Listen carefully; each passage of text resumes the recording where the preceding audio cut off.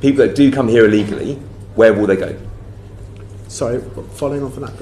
So at the moment, if people come here illegally, they are put in hotels, and that's paid for through the ODA budget, which goes to the Home Office.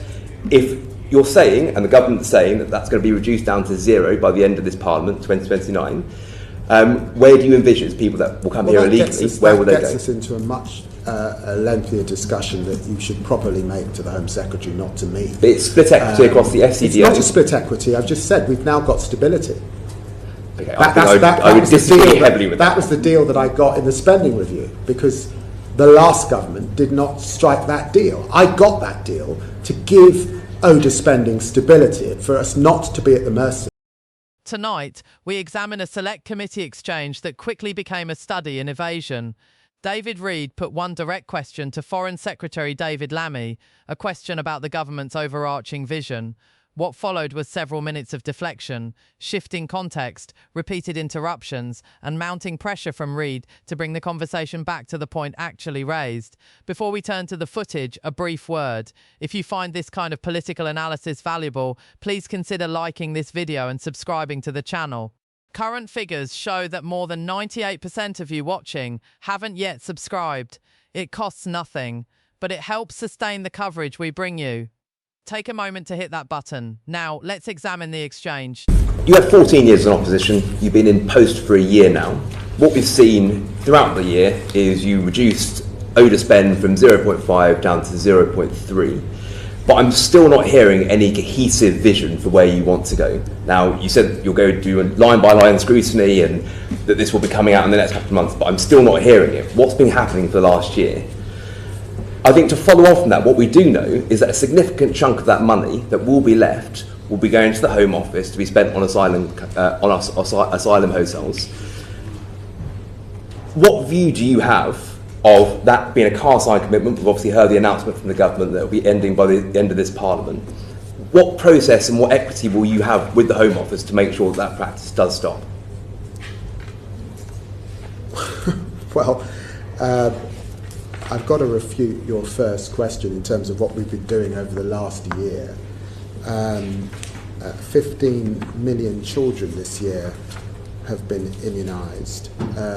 We've just pledged 1.25 billion to Gavi. On women's and girls and on women's rights, over 100 countries have been channelling 56 million. Foreign Secretary, look, we've been over all of those figures. On climate and nature. I've spoken to the minister responsible as well, people, and there is no cohesive vision. You gave the impression that nothing was happening this year in your question. I'm not saying that, I'm saying there is no vision. Well, I've set out the vision. We haven't heard it. Well, I haven't heard it from the previous minister either.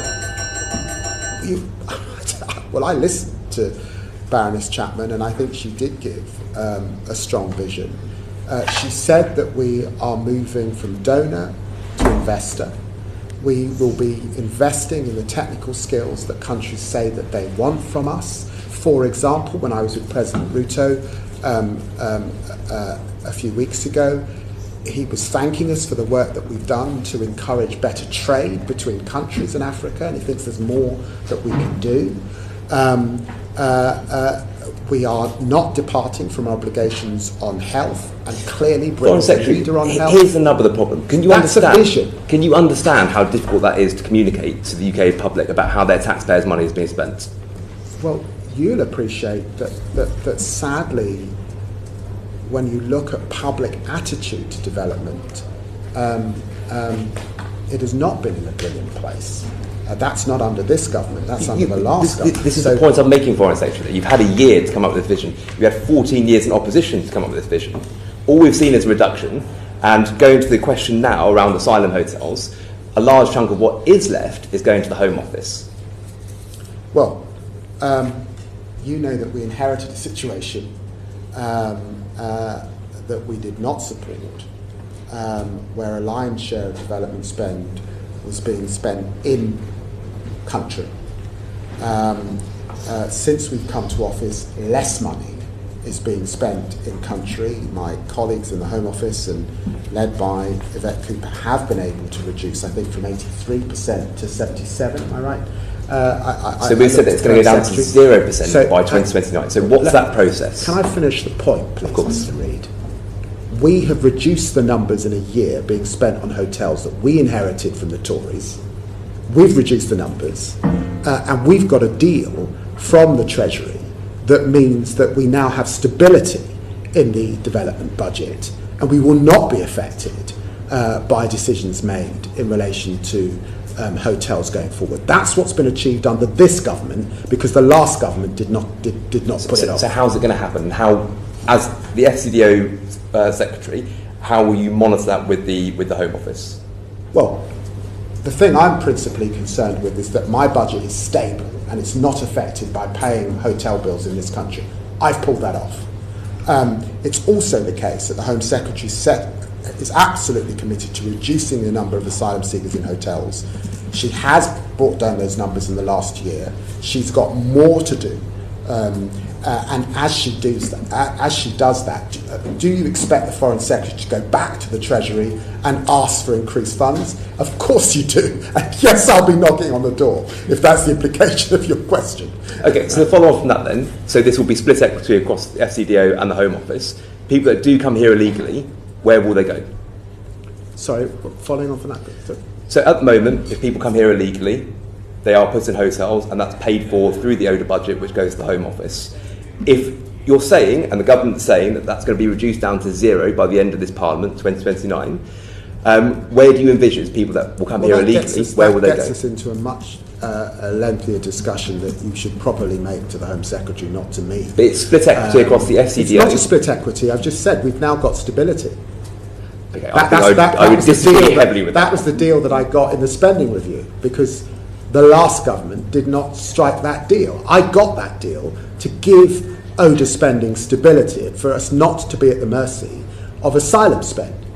I got that deal. But yes, it is the case that the Home Secretary now has to reduce the numbers. That's a big job, but she's done a great job in the last year. But the people who come here illegally are coming from international countries. So how does the FCDO not have equity in that process? Well, I've also, if you're asking about wider FCDO equities on migration, of course we play a big role on returns, and we are attempting to increase returns. Countries like Pakistan, returns have gone up in the last year. I announced earlier on this year migration sanctions. We'll be coming forward with that very, very shortly. There's work that we do upstream that's come up briefly. I've seen great work in Egypt, in Tunisia. When I talk about economic development and the work we can do so people are prepared to stay in country, that's an important role that our diplomats and development experts play in my department. So there's a lot that we contribute to this agenda to bring down the numbers. Yes. Okay, and so final question on that. So the number will go down to 0% in asylum hotels, and the approach that you just laid out will make sure that no one comes here illegally anymore and that no one will be housed here. Is that your points? So purely on return deals and working upstream, that's going to be enough? If I may, Mr. Reid, I think the implication of your question is a soundbite. I don't think it is. This is a very serious issue. I don't think the government's saying that there will be zero people. Okay, so where will the people go then? That's not what I'm saying. But you know as well as I do that we have brought the numbers down in the last year. You know that the last government left a bloating bill that was rising. You know our commitments to deal with irregular migration. You know the responsibilities that my department has in relation to returns, in relation to work upstream. I announced migration sanctions and I've brought stability to the department. I think I've done a good job in the last year. There is more to do, and that will be led from the Home Office.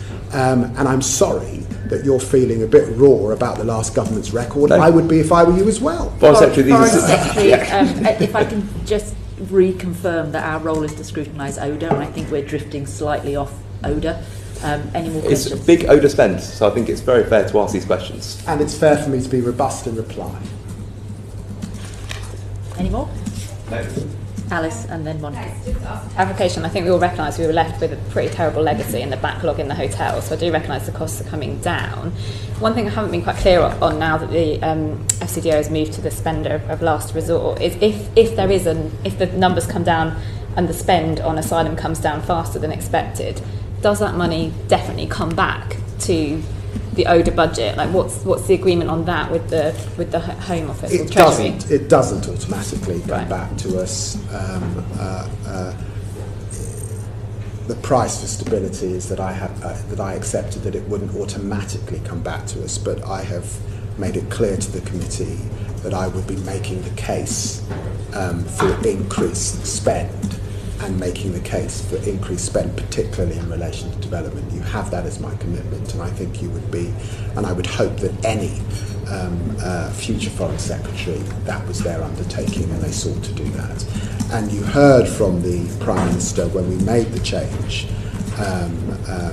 following increased defence spending, that we were absolutely clear that we were not departing on our commitments to development spend. We do want to see it rise as the fiscal circumstances allow, and so of course I will be making that case in future spending and fiscal occasions. Monica.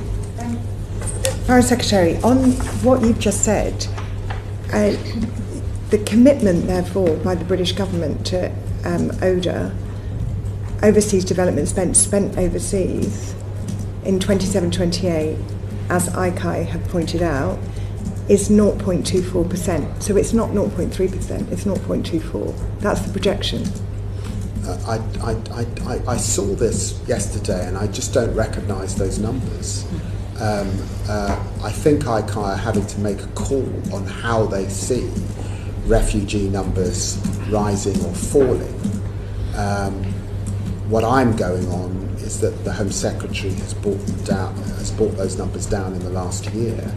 I recognise there's more to do, but I'm standing by my colleague and her commitment to reduce the amount of asylum seekers in hotels. David Reid arrived at this committee session well prepared, briefing papers marked up, key points underlined, ready to pursue a single clear objective, an explanation of the government's plan. It was not by any measure a complicated request. He wasn't probing ancient history or demanding an exhaustive policy archive. He was asking a serving foreign secretary, after years in opposition and roughly a year in office, to articulate the government's cohesive vision. A direct question, the kind that under normal circumstances warrants a direct answer. Instead, what followed resembled a familiar pattern in Westminster hearings. A question asked plainly, met with an answer that circled everywhere except the point raised. Reid noted that departmental spending had been reduced. He acknowledged that line-by-line reviews were reportedly forthcoming. He recognised the announcements already made, but his frustration was evident where he pressed. Is the vision behind these decisions? For a moment, it seemed an answer might be forthcoming. Lammy responded with a list of figures and achievements, child immunisation programmes, funding commitments, initiatives supporting women and girls, climate and nature partnerships, international cooperation. But before the substance could fully land, Reid interjected, noting firmly that the committee had already covered this ground. He wasn't disputing that these programmes existed. He was asking what connected them, what the underlying narrative was, and how it could be communicated to the public funding it. This is where the exchange revealed its central tension. Lammy maintained that a vision had indeed been set out. Reid maintained that he had not heard it articulated. Lammy insisted it had been stated clearly. Reid, pressing further, suggested that if it had been said, it had evidently escaped him. It became in effect a dispute over something neither side could quite pin down, one insisting it was there, the other insisting it wasn't. To his credit, Lammy did attempt a more substantive answer, describing a shift in approach from donor to investor, an emphasis on technical skills, trade and economic development abroad rather than direct aid. It appeared briefly that clarity had been reached, but Reid immediately raised the next harder question. How is this communicated to the public? Explaining overseas development spending to taxpayers is rarely straightforward, and Reid's point was simple. When an explanation grows too layered, too qualified, too dependent on departmental nuance, the public fills the silence with their own conclusions. Clarity, he argued, isn't optional. It's the baseline requirement of accountability. The temperature in the room rose further when the discussion turned to asylum hotel spending. The pace sharpened, interruptions became more frequent. Reid pressed for specifics. How would spending be monitored? What leverage existed? What process was actually in place? Lammy, in turn, pointed to what he framed as a genuine achievement: greater financial stability, freedom from unpredictable cost fluctuations, a negotiated agreement delivering measurable progress. Each time Reid attempted to narrow the question to something concrete, Lammy broadened the response back out to the wider strategic picture. What emerged was a clear clash of approaches. Reid questioned with the precision of an auditor. Question, answer, next question. Lammy responded as a policymaker often does under scrutiny, placing each answer within a wider context of history, inherited circumstances, comparative achievement, and broader strategy. At one stage, Reid asked directly where individuals would be housed if hotel usage declined. Lammy responded that this fell more properly within the remit of another department entirely, a fair point of procedure perhaps, but not the kind of answer that satisfies a question rooted in cross-departmental accountability. And that was Reid's underlying argument throughout. International decisions inevitably intersect with domestic consequences, and someone within government has to own that intersection. The exchange at points resembled two people speaking past one another entirely, one asking where, the other answering how. Reid pressed again. Where will people go? Lammy responded with the budget settlement. Reid pressed again. Lammy pointed to the stability secured. The questions and the answers were, in effect, operating on entirely different tracks. Reid was not prepared to let the matter rest there. From his position, foreign policy decisions carry direct domestic consequences, and accountability requires ownership, a clear joined-up explanation, rather than a deflection toward another brief. The back and forth that followed had the rhythm of two parallel conversations. Reid asking where people would go, Lammy outlining the budget settlement. Reid repeating the question, Lammy pointing to the stability achieved. Reid pressing once more, Lammy citing the terms of a negotiated agreement. Two different questions effectively were being answered simultaneously, and neither side appeared willing to concede ground. Eventually, Reid attempted to force the issue into simpler terms, asking whether the government's approach would prevent these problems recurring altogether, a familiar committee tactic, reducing a complex policy area into a single answerable proposition. Lammy declined to take the bait, suggesting the question was less a genuine inquiry than a search for a convenient soundbite. And in that moment, the hearing touched on something larger than the specific policy at hand. The structural tension between committees seeking precise answers, media outlets seeking headlines, governments operating in probabilities, and oppositions demanding certainties. Caught in the middle, inevitably, is the public left trying to recall what the original question actually was. By this stage, the committee chair intervened, gently steering proceedings back toward their intended scope and reminding both men of the session's purpose. Reid defended his line of questioning on the grounds that significant public spending demands rigorous scrutiny. Lammy, for his part, responded that robust questions deserve robust answers, a formulation that in its own understated way captured the entire spirit of the exchange, combative but conducted within the bounds of parliamentary courtesy. A further question came from another committee member. If cost pressures eased faster than projected, would the savings automatically return to the development budget? Lammy's answer was candid: not automatically. Trade-offs remained, and the stability achieved had come at a cost. He did, however, commit to advocating for increased development spending as circumstances allowed. What made this hearing genuinely significant, beyond the procedural sparring, was the underlying disagreement it exposed about how government ought to communicate with the public.